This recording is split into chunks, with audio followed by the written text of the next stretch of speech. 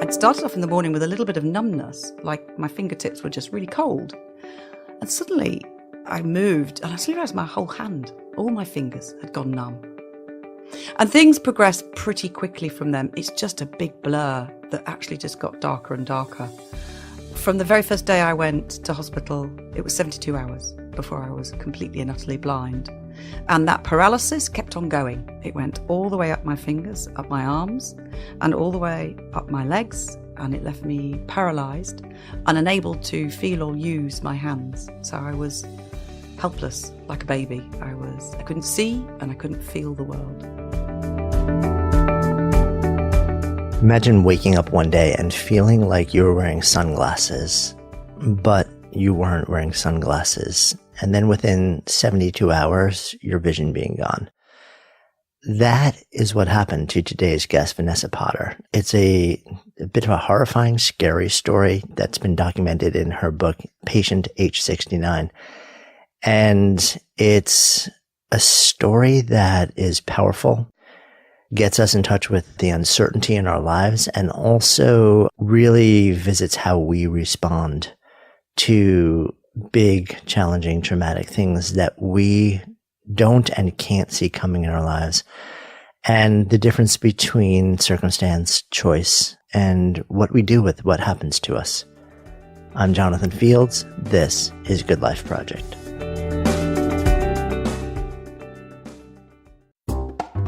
Good Life Project is supported by Intercontinental Hotels and Resorts, presenting their podcast series, Stories of the Intercontinental Life. So with more than 190 properties around the world in iconic destinations like Los Angeles, London, Cartagena, Intercontinental Hotels and Resorts offers endless opportunities to gain new perspectives through travel. And we've stayed actually at Intercontinental Hotels and Resorts a number of times around the world, including an incredible stay at their location in Bali, where the experience was absolutely breathtaking. I remember we felt like down to the last detail, we were being taken care of like family. And it was also wonderful to see how much of the Balinese culture was integrated into the experience. And now Intercontinental Hotels and Resorts is inviting you to come on a journey of discovery, where they uncover stories that reveal sides to the world that you'd never expect. Ones that will broaden your mind, excite your curiosity, and really stimulate your imagination with stories of the intercontinental life. And you can hear these stories of the intercontinental life at Apple Podcasts, Google Play, or wherever you find your podcasts. It's good to be hanging out with you today, actually. First heard about your story. I was floored, as I'm sure you hear many times. So I kind of want to just dive right in with you. While we're sitting here today, you're looking at me, and we'll go into why that's interesting through the conversation. But you've been through this incredible journey, it sounds like, over the last 5 years or so. I want to take a step back in time, and then we'll get to what you've been through. Spent, it sounds like, the better part of your life in TV production. Yeah. So my background, actually going further back in time, is actually photography. Oh, no kidding. So I was the arty student at school, but then got really interested in film. And my route through to that was training to be a TV producer. So I worked in ad agencies on the production team. So making TV commercials, all the things that you fast forward through now. No, we love those. What's interesting, actually, it feels like TV commercials have become almost like their own little mini cinemas to a certain extent. It's like it feels like almost, it's interesting that you want to go into film and viewed TV as sort of like the path there potentially, because it feels like so much of the most powerful storytelling and cinematography is happening on TV these days, actually. Yeah, and it's really interesting telling a story in 30 seconds. Is a real art. Yeah. And it was something that you learn to be able to do, and you learn to crystallize, to get to the point and to know what the point is. And working in that genre actually was a brilliant discipline. It really teaches the craft of storytelling. And whilst it's complicated and commercial and all of those things, there is still very much an art that is involved. And I loved all that element. I loved the creativity. And I also love the freedom that you often got given And as a producer, whilst I was kind of behind the camera, I was very involved with the creative process. I was what they called a creative producer. I was very hands-on. And was that like creative producer in a good way? Oh, well, I have some very lovely things written on LinkedIn. It's quite humbling. One day someone said, "Did you realise what people have written about you?" I was like, "No." So I actually went and looked, and actually, yeah, so in a good way. But I was very much collaborative. I like working with people. I like that experience to be fun, lighthearted. And I'm very much about everybody being on the same side, which sounds really obvious, but it's not always like that in advertising. It's not always like that in anything, in business especially. It's sort of the kill or be killed mentality that guided so much of business for so long, and especially in advertising. I mean, where there's been an ethos, at least from what I've seen from the outside looking in, have friends who've been in various parts of the industry for decades of you're only as good as your last thing. Yeah. That has got to be a brutally hard way to build a career. It is. It's harsh. I mean, absolutely. And I think that's possibly why I responded to that in the way I did, which was actually by pulling everyone closer to you and having you work as a very close-knit team. You're much more powerful than sort of jarring and fighting, because within an agency, there's quite a lot of competitiveness, even though you're all heading towards the same thing. It was quite a strange culture, actually. And I was kind of, I suppose, a bit anti that culture. And I quite enjoyed talking with the client. You know, I enjoyed that process, whereas a lot of producers are very much, I don't want to talk to the client. I don't want to know. But actually, you know, if you engage people and tell them what you're doing, what happens is they leave you alone to do it. And that's why I worked in that way. When people feel comfortable and trust you, they will give you such a longer reign. And then that means that everyone can do their jobs in a far more relaxed way. Yeah, it's such a good point, right? Because so many times I think, especially creative professionals or people who consider themselves, you know, creative professionals, would rather sort of have the minimum, it's like the minimum necessary client interaction so that they can go into the cave and then do their awesome creative work. Whereas it's really interesting reframe to say, actually, if you really lean into the relationship with the client to create the level of trust that then gives you so much more freedom to go and do the thing you want to do. You've summed it up exactly. And actually, I kind of went one step further than that. I started doing training courses to actually educate the client. And in fact, educate the account handlers, educate everybody and tell everybody what all the other jobs were in this long, quite complex production process. And I loved it. It was a revelation for a lot of people. People really didn't know what the other departments did. And I just found that astounding. And my courses were really fun. They were really well received. I mean, I remember one guy coming, 35 years experience as a very senior creative director. And he left with about 10 pages of notes. And I stopped and asked, what have you got here? He says, oh my God. I had no idea. And I've been doing this job for 30 plus years. How is that?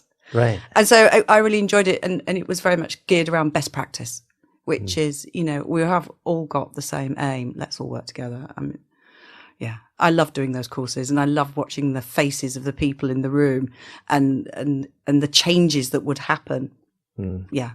It's funny when you speak clearly. This was something that, even though it sounds, I'm sure there was a lot of stress associated with the job and deadlines and a lot of pressure, there was clearly an element that you were madly passionate about and you really enjoyed. And it's also interesting that you use highly visual language, which makes sense coming from starting with photography and then being behind the scenes, sort of like producing. You have like a visual orientation in the way that you experience things.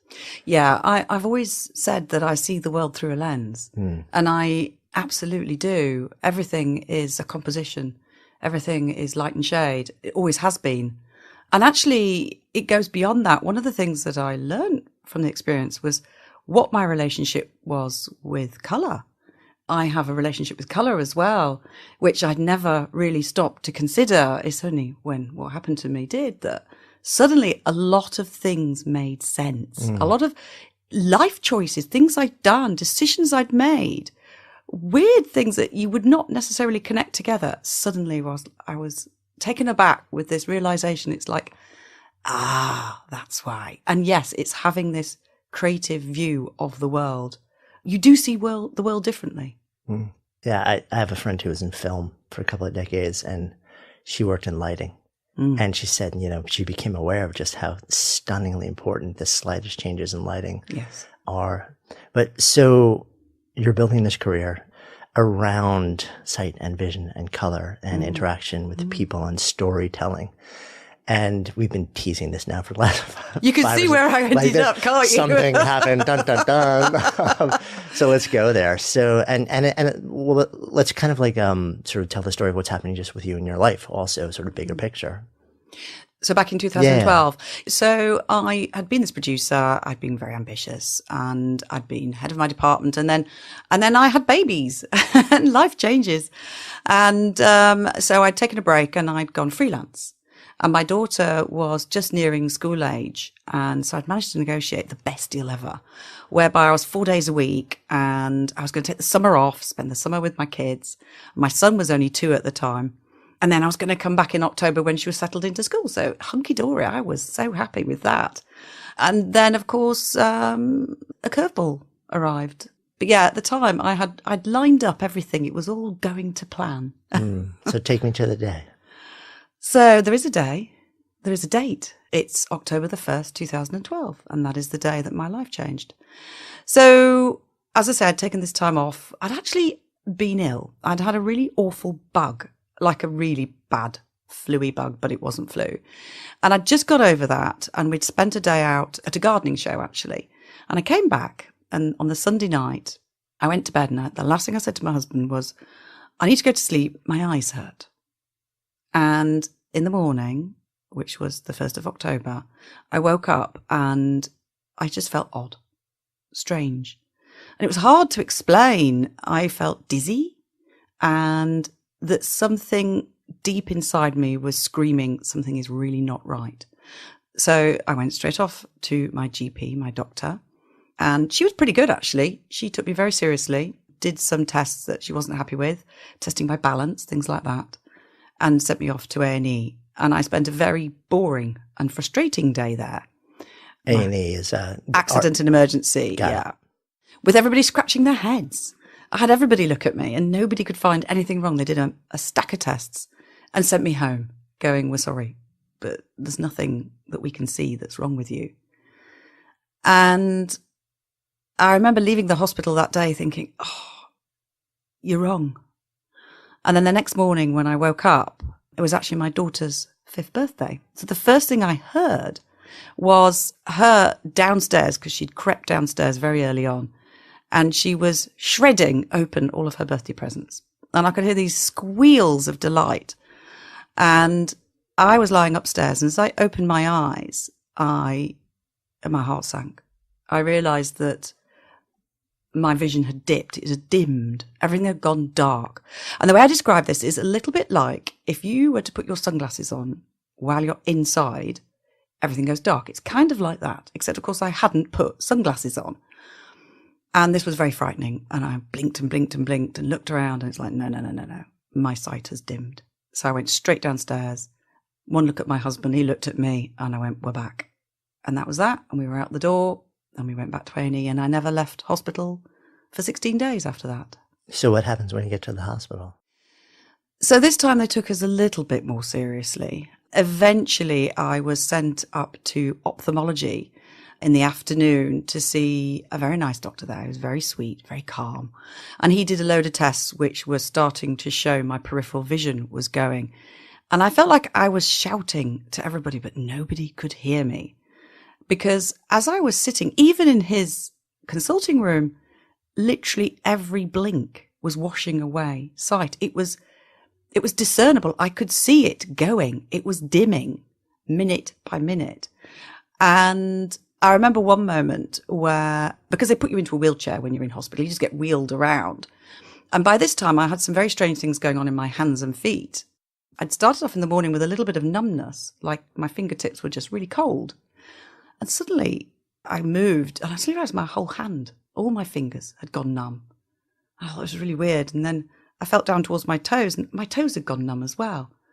So I'm explaining all of this, and that suddenly, all of these things combined, escalated things, and I was whizzed down to neurology. Finally, they put 2 and 2 together.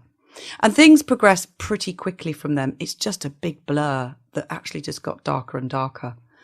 from the very first day I went to hospital, it was 72 hours before I was completely and utterly blind. And that paralysis kept on going. It went all the way up my fingers, up my arms, and all the way up my legs. And it left me paralyzed and unable to feel or use my hands. So I was helpless, like a baby. I couldn't see and I couldn't feel the world. What's going through your mind as all this is happening? Well, it's funny because obviously fear, but it's not the kind of fear you might imagine, because that comes later. I actually went into organizer mode. I went into producer mode. So I'm like, right, solutions. Who am I seeing next? What's happening? I was quite practical, actually, which was just a coping mechanism. But it was absolutely terrifying and confusing. And I remember fighting it. Until the last little bit of light went. But yeah, lying in the bed one time when everything had just shut down, I remember asking my husband, I said, am I here? Because I didn't know. And he was so stressed out. I remember he just didn't even answer me. But it was a sensible question, because if you think that the data that supplies you with information about how you're orientated, where you are, is predominantly visual, but it's also sensory. So all of the senses on my body were absolutely in chaos. So they didn't know where I was. I didn't know if I was up, down, lying, standing. I just lost all sense of myself and my physical body.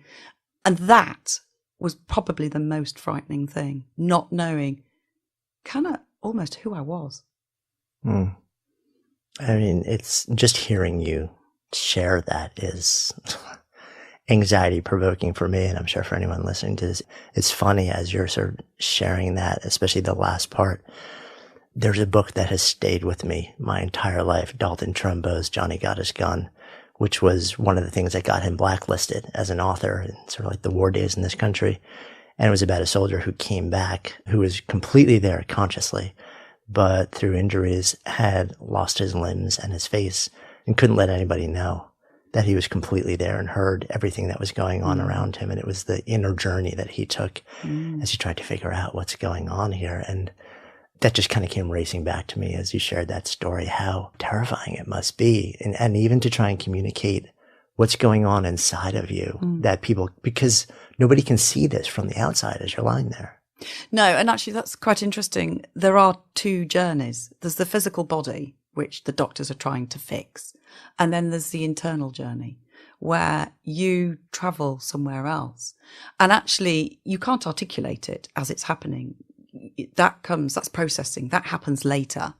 And it was retrospectively looking back on the experience that I then saw, and I could then relate my inner journey. Because the inner journey is actually, it sounds crazy a little bit maybe, but it's almost separate to what's happening to the body.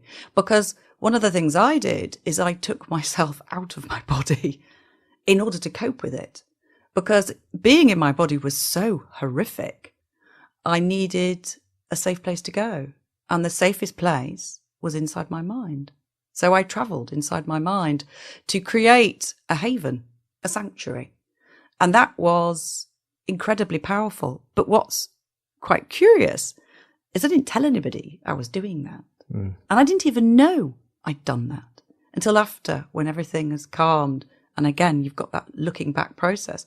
I realised that's what I'd done. And then I could describe it in great detail. And I'm so glad that I had certain skills and tools that I'd collected throughout my life.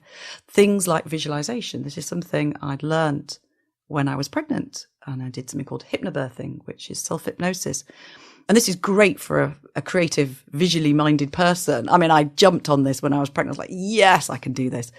Create a lovely, floaty sanctuary, a beach, Greek temple. Easy. Let's do that.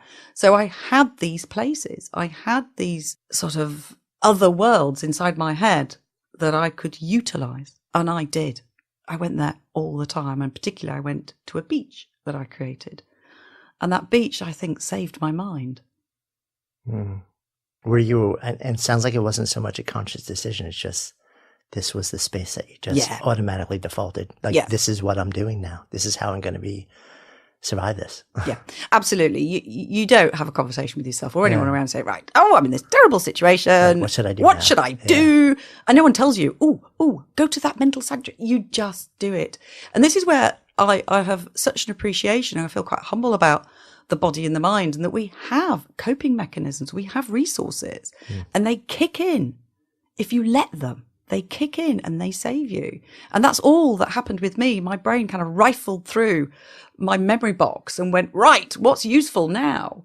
And a visualized sanctuary, a fabulous beach, which did several things actually, because it wasn't just about escaping. Of course, it was escaping my situation, but it was also combined with the breathing techniques that I'd learned in antenatal classes. Those actually calmed my body. So they had a physiological effect upon my body. But there was another thing as well. And this was perhaps the most conscious thought. I remember thinking, I need to practice seeing. So something inside me was going, you need to keep seeing.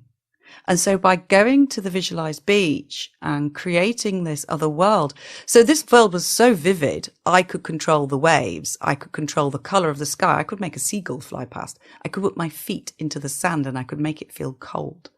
So there was all sorts of sensory responses that I was actively controlling, but I could control the color. So I was keeping my visual system functioning, even though I couldn't see, but I didn't know I was doing that at the time. There's something just instinctual. And more than, it was driving. I was driven to do that. Absolutely. It was like protect the thing that's the most valuable to me, which was like my vision. Keep the connection on. Yeah.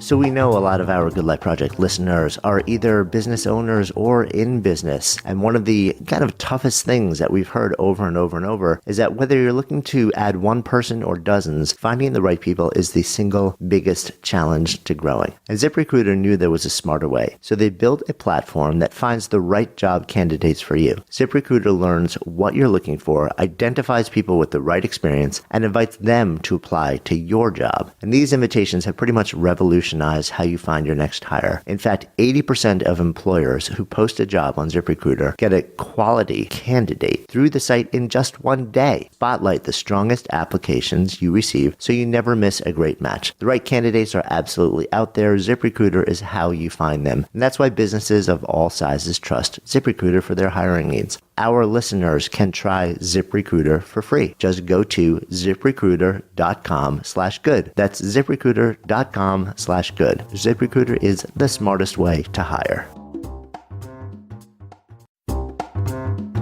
So we love partnering with businesses that help us live healthier, easier lives, and Thrive Market is an amazing example of this. At Thrive Market, you can get everything from non-GMO foods, snacks, and supplements to personal care and non-toxic beauty products, kitchen staples, pretty much everything you need. And it's all shipped straight to your door at 25 to 50% below traditional retail prices. And they do this by cutting out the middle person and shipping direct to you. You can actually compare prices, check out ingredients, even read a brand's background story right on the website so you can support brands that are mission-driven and that really resonate with you. They also make it super easy to filter by values and preferences, and I really actually love this feature. So whether you're paleo, gluten-free, vegan, kosher, keto, or you're looking for sustainably farmed fair trade, you can sort by all of these things. I know for me, I generally eat a modified plant-heavy paleo diet. Actually been really digging Califia Farms coconut cream and almond milk Better Half lately as a creamy, kind of paleo-friendly, plant-based creamer for my morning coffee. As a Good Life Project listener, you can get $60 of free organic groceries plus free shipping. Visit thrivemarket.com/goodlife. Remember, Thrive Market's prices are already up to 50% off, and now you get an extra $60 in free groceries plus free shipping. Go to thrivemarket.com/goodlife or just click the link in the show notes today. Your husband is there the whole time from the outside looking in. I'm sure you've had many conversations with him since then about how he experienced this moment. What was it like for him? Terrifying for him. I think one of the things that Ed had to do was hold the fort. And he got split between looking after two very young children, coordinating countless people coming and going at our house, trying to, keep the household going and looking after me. And I needed somebody with me 24 hours a day. And actually, we were lucky. The NHS is an amazing thing. In the UK, we are very lucky to have a health service that is free. But even they didn't have the resources to look after somebody like me with the needs I had. So my family moved in. I mean, they literally moved into my room. And there was a big squidgy chair in the corner, which we called the marshmallow chair. So named because when I touched it, it was squidgy and soft. And I said, it's like a marshmallow. So that's how it got called the marshmallow chair. And Ed spent a lot of time sleeping on there. And he would rotate with other people. And I think he was like me. He was just coping in his own way. But I know he felt helpless a lot of the time. And I think that's one of the really difficult things for the carers. You can't fix it. You can't sort this. You've just got to wait. And also he had to protect me because, of course, the doctors were talking to him. And, of course, they were talking to me too. But, of course, I knew that when everyone left the room, they all went and said, really, what's happening? Is she going to survive this? What we're looking at, what's the future hold? Right. Because at that point also, you had symptoms, but still no understanding of what was happening. That's right. There was no diagnosis. And there was a very weird process, of course, completely normal process going on, whereby I'd be sent for a number of tests. And the tests would be for really horrible things. I called it the nasty list. Things like a brain tumour. And they'd come back in and go, oh, we can tick that off the list. You don't have a brain tumour. Oh, we've tested you for multiple sclerosis. You don't have that. Tick it off the list. And they were disappointed. And I'm thinking, hang on, this is good. These are horrible things. I don't want any of these things. I would almost rather you didn't know than, give me a diagnosis of, what would be a very serious condition. So every time they came in saying, we don't know what it is, in a weird way, I was glad. I mean, the day did come where they came in and said, okay, we're going to put our money on this one thing. Yeah. And I guess the lingering question the whole time also is, well, two questions really is something going to go next? And will what I've lost ever come back? For me, the overriding question was, when do I get my life back? Yeah. When does this horrible, macabre, Grimm's fairy tale end? I felt like I was living in some kind of weird sci-fi movie. It was so surreal. And I just wanted to switch it off and go back to my life. That's what I wanted to know, is when do I get my life back? So where do we go from there? So 16 days in the hospital, I did get given a diagnosis, which is NMOSD, which no one's heard of. It's a very rare autoimmune neurological condition, which affects about 1 in 100,000 in the UK. There are people who have this condition around the world. It's normally a recurring illness, but they considered that I had something called a monophasic episode. In fact, they called it a catastrophic episode. It's a very good description. It's exactly what it is, which meant basically I got it really badly and once. So we left the hospital with this mantra, which was the last thing the neurologist said to me, which was, we are hoping you will have a full recovery. That's all I needed. I didn't actually want to know anything else. And we went home, and that's what my focus was. And 16 days later, when you left, had you started to recover things? Yes. So my sight kind of went to complete black. It kind of hit the floor and then started to come back, which of course is what everybody was hoping for. But it doesn't switch back on. Your vision, unfortunately, doesn't do this. It's an exceedingly slow process. So my optic nerves had been damaged, and nerves do not like being fiddled around with. And when my vision started to re-emerge, it was, I can't call it vision. It was an experience. So the light would shift, and instead of being completely black, it would go to kind of greys and these swirling, shifting shapes. But everything was flat and translucent. So it was a little bit like living inside of an X-ray. There was nothing I recognized, nothing that made sense. I certainly couldn't see the room I was in. I remember on one of the first mornings, kind of staring at something weird moving on my bed. And it took me about 10 minutes before I realised that actually I could control the movement. And it was my arms. I mean, that's how surreal it was. The world was not like it should be. It was a very scary, surreal and stressful place to look out upon. What was it like when, do you remember the moment that you went from black to anything? Coming back? Yeah. Yeah. Like signaling like maybe this actually is not forever. Yes, it was on a morning when I woke up. It was about a week in hospital and I'd gone to bed, gone to sleep, closed my eyes, completely blind, so no light change. And when I opened my eyes in the morning, there was a light shift. And that was literally just that. There was a paler grey shape to the right. And I woke up very early this morning and I remember one of my friends had had the night shift. She was in the marshmallow chair. And I didn't say a word. I just opened and I remember looking around the room and going, there's a light shift and it's paler on this side. And so lying there, I basically figured out there was probably a window. And so when she woke up, I said, Jackie, there's a window. And she just burst into tears and so did I. That was an amazing moment because for me, it was one step. It doesn't matter that it was the tiniest step, but it was one step forwards. And we hung on to that. And the next day, of course, it's not another big jump. It's just a tiny bit more light. I mean, it was so slow. Yeah. So when you finally went home 16 days later, how improved were you at that point? Very, very poor vision. I couldn't recognize faces, people. By then, I'd started to get some lines. So I had outlines of rooms. I might recognize a door frame. So when your vision comes back online, I describe jiggling lines a lot. And these lines were basically rebuilding my visual system.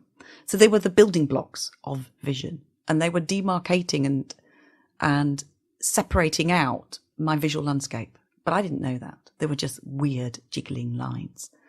And so those lines were building and I was constructing a visual picture, but it still didn't make any sense to me. I mean, probably, even though I wasn't tested, I would have been legally blind still. So I went home into what I knew was our house, but it was like a ghostly house. It didn't look like my house. There was no colour and everything jiggled and was just black and white. Yeah. Very frightening, very eerie, very strange. Yeah, I can't imagine. Do you recall the moment you first saw your children when you came back home? Well, I had seen my children once in the hospital. I refused to have them come in because of all the tests I'd had so much blood taken. I was bruised and battered. I mean, I looked very ill. And I didn't want them to see mummy. I didn't want them to see me so damaged. And it would have just broken my heart. And I was very much in coping mode and my kids would have undone me. So they came in once the day before I left. And I remember, because they're both very blonde with blue eyes, I remember them coming really close up to me. Because children do that. Adults don't do it. So it was this wonderful moment where I had this human face nose to nose with me. And I could see an outline. And that was just marvellous. And the children seemed to understand I needed them really close to see them. We never discussed it, but children do this. They climbed on me. And they just did that instinctive. They just knew. Nurturing. They looked after me. They were little creatures, but they were amazing. Yeah. That's beautiful. Over time, vision improves more and more and more. And color eventually comes back, but it doesn't just come back. No. Over time, we learnt to take all the weirdness. We learnt to deal with it and embrace it, actually. Colour coming back was so strange. So after probably about 2 months, I started to have more idea that there was colour in my world. And I would feel a colour, but not see it, which is the weirdest thing. Yeah. So I would be saying to them, my daughter came up to me once and I'd say, your dress, it feels red. And I know I could hear everybody hold their breath around me going, what is she saying? But that's what it was like. And it's only, afterwards that I understood that that made complete sense, because we all have a relationship with colour. And I was actually using all the other non-visual channels to absorb this information. And I was getting half of the message. So my associations, my intuitions of colour, which actually felt, this colour red felt warm. So I had a feeling of warmth, of comfort. And it was red. It was very strange kind of dealing with that. And I think that's one of the things, those experiences are the ones that I documented so much. I mean, I started documenting from very early, but this is where it really came to the fore, to record all this weirdness. And yeah, colours would also do a weird thing where they would flip. So particularly red and green. And I would look out on, and I did a lot of talking to weird objects. So I talked to bins, I talked to lampposts, I talked to trees, bushes, gates, you name it. Anything I walked past, I'd have this conversation. So I was once standing on the lawn, talking to the lawn, and I go, "You're green. You are green, lawn. I know grass is green." And this lawn would be going flip, flip, flip, flip. And it would be red, green, red, green, red, green. And I'd go, "Stop, you're green." But it was like my brain was misfiring. I just couldn't get it to settle on a colour, and it was flipping between these two colours. And it was, so things like that were so extraordinary and so bizarre and mind-boggling. I think that's what was starting to really fire up my curiosity to actually understand why, what was going on for those things to happen. Yeah, especially coming from your background, right? Because once you get to a place where you're like, okay, so it seems to be coming back. I'm recovering sensation, I'm recovering sight and color. But there's a lot of weird stuff happening. And you have like this extensive history and relationship with the visual and with color, driven on, I would guess, from pre-2012 by some level of deep fascination and curiosity. It's almost like it comes back, but in a very different context afterwards. Yeah, I felt that I did drive some parts of the recovery. I mean, I actively got involved with it. So we did lots of things to stimulate my vision, and particularly to stimulate colour. I used to paint my nails. Well, I didn't, but I would have numerous girlfriends who would paint my nails in lots of different bright colours. But of course, they wouldn't tell me what colour was what. So I'd have these dreadful 10 fingernails, pink, white, black, fuchsia, orange, green, blue. We had so many different colours. And I would stare endlessly at my nails going, "You are pink, no, blue, pink, yellow, no." This was the crazy things that I did. But actually, it wasn't so crazy because my accuracy rate improved. So I would start to see some colours more accurately. And I was good with red. And after a while, I got much better with yellow. Green was always a bit tricky. But blues, I started to become much more comfortable with blues as well. And over time, that accuracy rate would go up from 80% to kind of 90%. And then I'd be convinced, and I would know a colour was a colour. But it was this strange relationship where I would question it, which is counterintuitive to how I'd lived my entire life. Right. My life was absolutes. So to be in this unknown world was, really strange. Yeah. So where did that curiosity take you? Because it's like now it starts to move. It changes everything from that point forward. Yeah, it does. There was one particular moment where I went, enough. I have to know. And this was one morning, and I was walking with my friend around the corner from where I lived. And I was the local dog. Everyone used to take me for a walk. I had this wonderful army of magnificent women who would all travel and walk with me every day. And they would put up with me talking to the lamppost, talking to trees, anything in my way. And so they were used to this. And we turned the corner and I spotted this bin, and it was like it was on fire. So at this stage, this is about 2-3 months into my recovery, and the world is still this murky brown, but I can make out the edges of trees. I can make out the edges of houses. I can make out door frames. I've got quite a lot of emerging detail, but it's still very murky, and colour is unreliable. So I turn this corner and this bin is like fizzing. It's like someone had put a load of sparklers all over it, and it was moving almost. It was effervescing. And I was just like, what is that? Straight into this person's garden, through the gate. And my friend's going, oh no, what is she doing? And I'm going, you're blue, you're blue. And I touched this bin. I don't know why I did any of this. It was very intuitive. Touched the bin, and the sparkling and the spitting stopped. And it kind of dampened down and it went flat. But then if I took my hand off and started to move away again, the fizzing would all start up again. It didn't change colour. It stayed blue, but it just went to a flat blue rather than this crazy erratic blue. And I remember turning around going, okay, now I really need to know what that is, because that is the weirdest experience I've ever had in my whole life. And that was the moment. That was the absolute moment where I went, right, whatever happens in the future, I'm going to find out. Yeah. So it's like, okay, so what's actually going on here? Like, what is, I mean, it sounds like that kind of returned you to this exploration of what is sight, who sees, like, where does it fall between the eyes and the brain?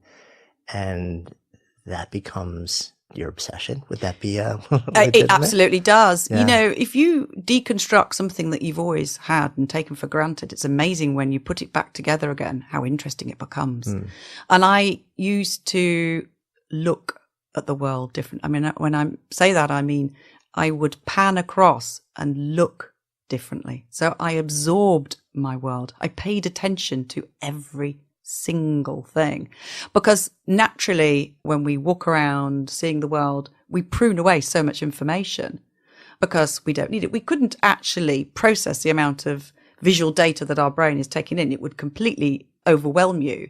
So the brain prunes out what it needs to see. Now, I needed to do the opposite in some respects. I needed to suck it all in and see every leaf.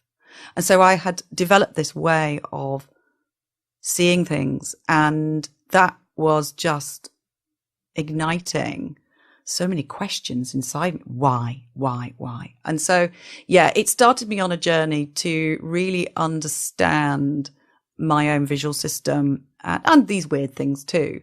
And I initially, a few months on, I was by this time referred to a specialist NMO team at the John Radcliffe Hospital up in Oxford, who were great. And I said to them, look, these crazy things are all happening, which they couldn't give me answers for. I said, I really need to start to understand this.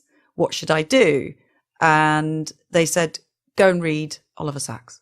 Go read every single book Oliver Sacks has ever written, which I couldn't do immediately because I didn't have sufficient vision. But in time I did. And about 8-9 months later, I was able to read. And I went and read everything he'd ever written, starting with Island of the Colourblind. And it was brilliant because it made so much sense. And I could relate to so many of his little stories that I was utterly hooked. And Oliver Sacks led me on to other books. And so from there, I kind of started this piecemeal research, I suppose, where I was starting to educate myself and understand the basics of vision science. Because one of the things I realized is it's all very well having, you know, confusion and burning questions, but I couldn't even really articulate the questions. I didn't even know really what to ask. So I had to kind of go and learn some basics before I could even then ask sensible questions. And to ask those questions, I started networking with people I knew. And it would be pretty much along the lines of, do you know a neuroscientist? Do you know anyone who works in neuro rehab by any chance? And it's amazing how many doors open. I was helped probably because I wrote a blog. So I had documented everything from the first day. So I had this massive data and I started telling my story online, a blog that was called Talking to Lampposts. And I reinvented myself around this time because I thought if I'm going to go on this scientific mission, I don't really want to do it as me. I need to be someone else. I need a veneer. I need a front. So I invented a pen name, which was Patient H69. And this was great because it gave me the opportunity to investigate and be curious, but with a veil, hiding a little bit still. I was still very vulnerable. You know, I'd been through a horrific experience. I wasn't actually prepared to put myself out there quite yet. But with this blog and all this data, it meant that those clinicians and scientists that I did get put in contact with me had something to respond to.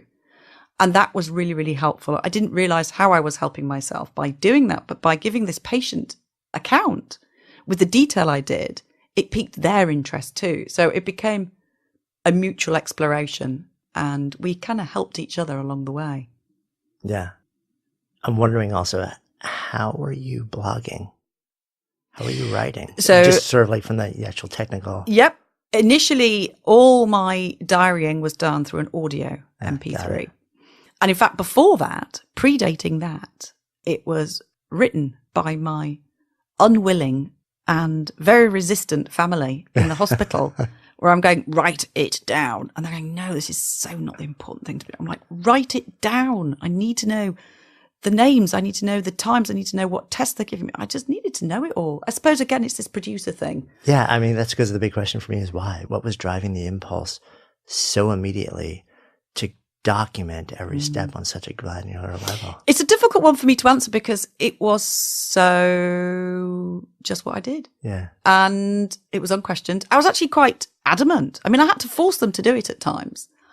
I think there was a bit of me that kind of knew a story was unfolding and I was at the core of it. And if I didn't have it documented, I'd forget it.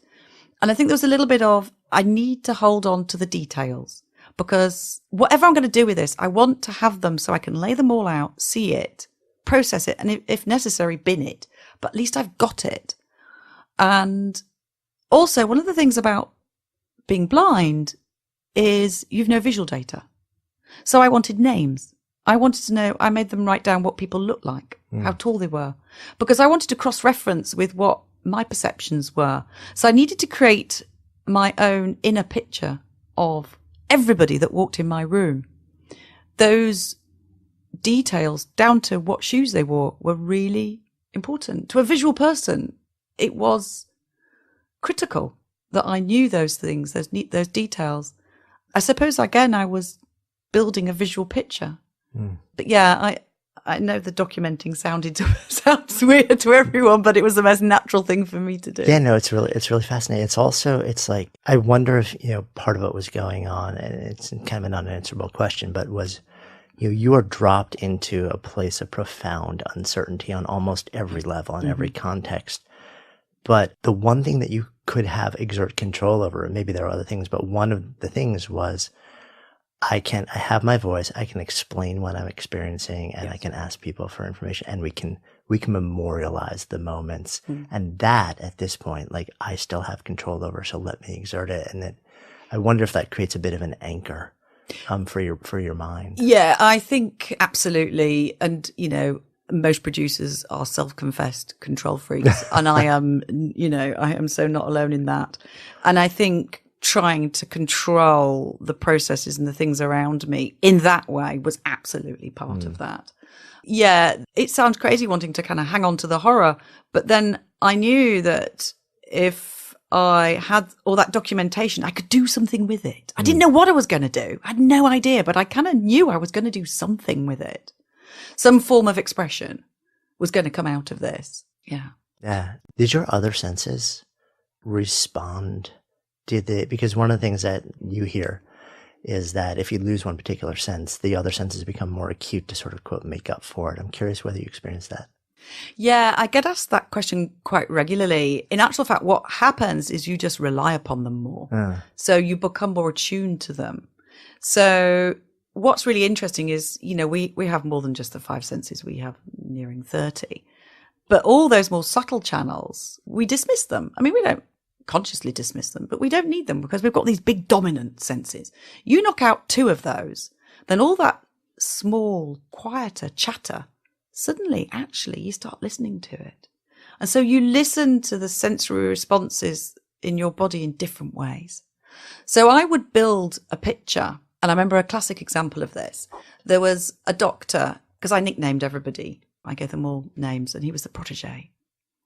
And he would clip, clip, clip, clip, clip, clip, clip into my room. And I knew him every single time. So I'd recognize his footfall. And he had nice shoes. And he was young, ambitious, tall. And I remember having a conversation with my friend Jackie one day. And I said, is he blonde? And she went, how do you know that?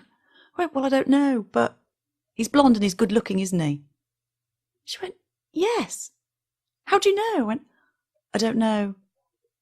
But everyone's kind of vaguely attracted to this man, aren't they? And she was like, she was totally taken aback that I collected this information. Yeah, you just pieced it together from all sorts of yes, different because data the points. information, the data was there. So I had the chemical, kind of the vibes that you get from other people. I had women's responses to him.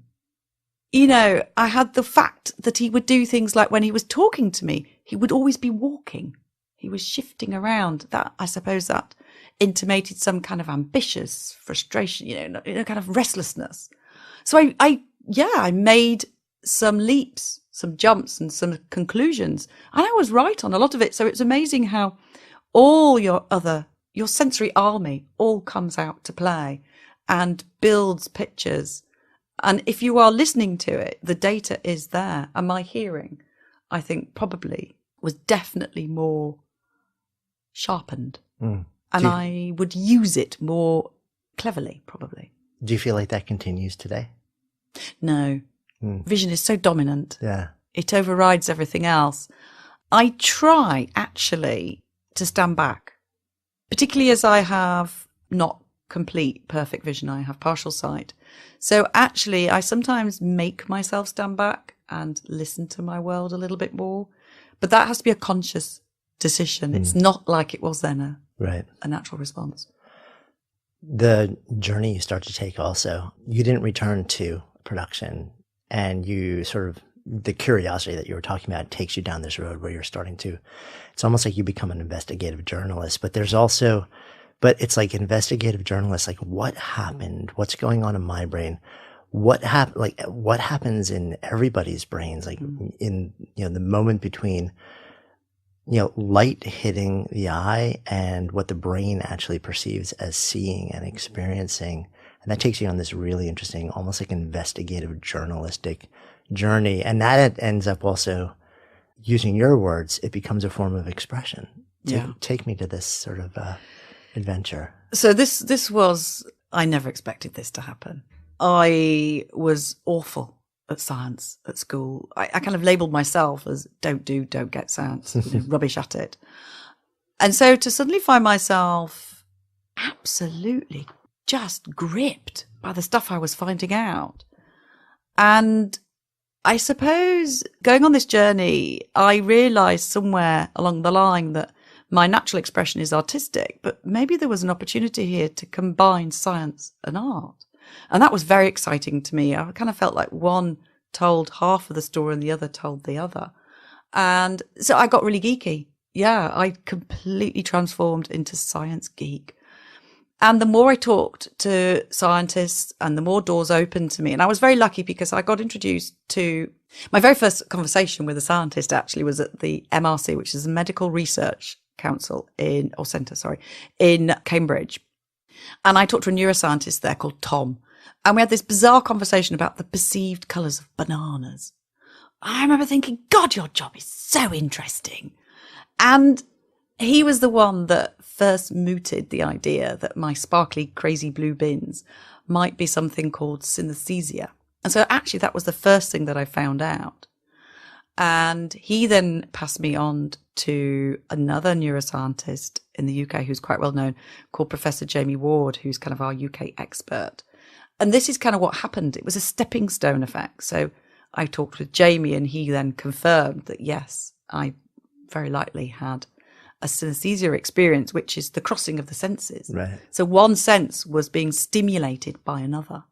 Now, mine wasn't a classic case at all, and he explained all of that, and actually it was something called acquired synesthesia, which is what it sounds like. And he was curious, and then he put me in contact with someone else, and bit by bit, I kind of met all these scientists who weren't what I expected them to be. So I don't know what I thought scientists were. White coats, glasses, boring. I met all these really interesting people, and that was fantastic. And they were very much interested in me. And eventually I got introduced to Dr. Tristan Beckenstein. at Cambridge University, and he's been the most pivotal in this research journey. And when I got introduced to him, I think the learning and the kind of the adventure really, really started to take off. Yeah. What made you interested in exploring understanding and curiosity and the science of the brain and vision and art? You eventually ended up on stage at TEDx presenting some video of an experiment turned art project that was kind of stunning. Take me to what made that happen and what it actually was. You know, it's so mad, really. When I look at what we did, it's so mad. So I went to see Tristan primarily because he studies consciousness. This is what his area of research is. And he uses EEG a lot. And EEG is where you attach electrodes to the scalp and it records your brain activity.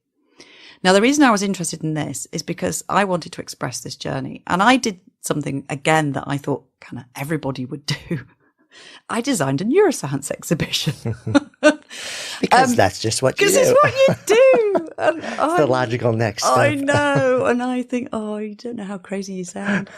It was a very logical step for me. It was, if you think, though, what my background was, it was just scooping up everything. But what I didn't want to do was pictures on the wall. And it wasn't even about shooting film. It was something more immersive. And one of the things that I had this retrospective understanding of was this beach, this mental sanctuary that I used. And I wanted to represent that. I wanted to explain what I'd done. Again, part of this kind of narration of the experience. I think initially it was kind of so my friends and family knew what I was doing inside my head because I thought it was quite cool. And so the installation basically, rather than showing someone a random picture of a beach, I thought the only way you'll really get this is if you come inside my head. And so EEG was a scientific tool to allow me to express that. So this is what I went to Tristan with. Now, Tristan is South American. He's cheeky, quirky, and he's a bit of a maverick. And actually, he was the perfect person for me to come and have this crazy idea. And he got it. And I said, look, Tristan, I want you to come inside my head. I want you to record my EEG brainwaves while I'm visiting, while I'm meditating on my beach. And I want to convert those brainwaves into music and art.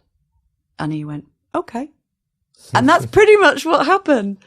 And so we started on this crazy journey and we did the impossible. We converted a medical, scientific, very rigid tool that records neural data into beautiful, moving art and music. Which is like, it takes you full circle to a certain extent.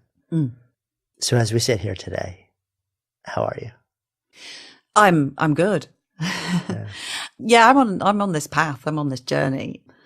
That geekiness is not gone. It's just more. I love it. And I suppose now visually I have some visual loss, but I get on with that. It doesn't stop me doing what I want to do. And I have loved the writing because the thing with the blog is that turned into a book, which was just the coolest thing ever. And actually, it was funny because when I got asked to write that book, it suddenly dawned on me that actually, when I didn't know what it was I was going to do in the very first days, I did. I just hadn't told myself because I wasn't labeling myself as a writer. I was a producer, and producers don't write.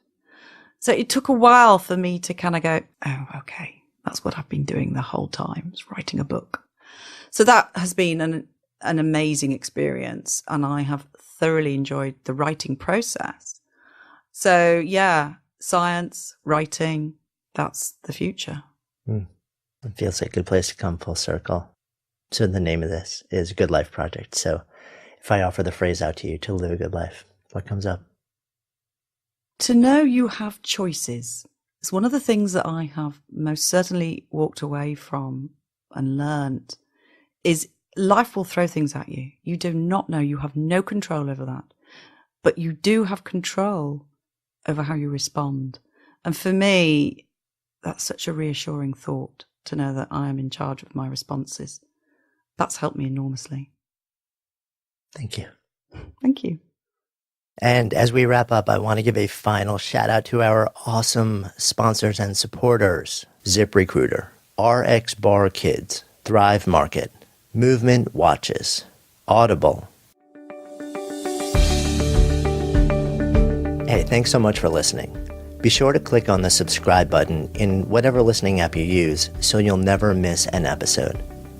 You can also help us continue to grow and bring more people into the conversation by visiting our amazing sponsors who help make what we do possible.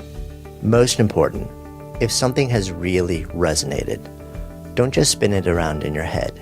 Share it with others. Turn it into a conversation. When ideas become conversations that lead to action, that's when real change takes hold. I'm Jonathan Fields, signing off for Good Life Project.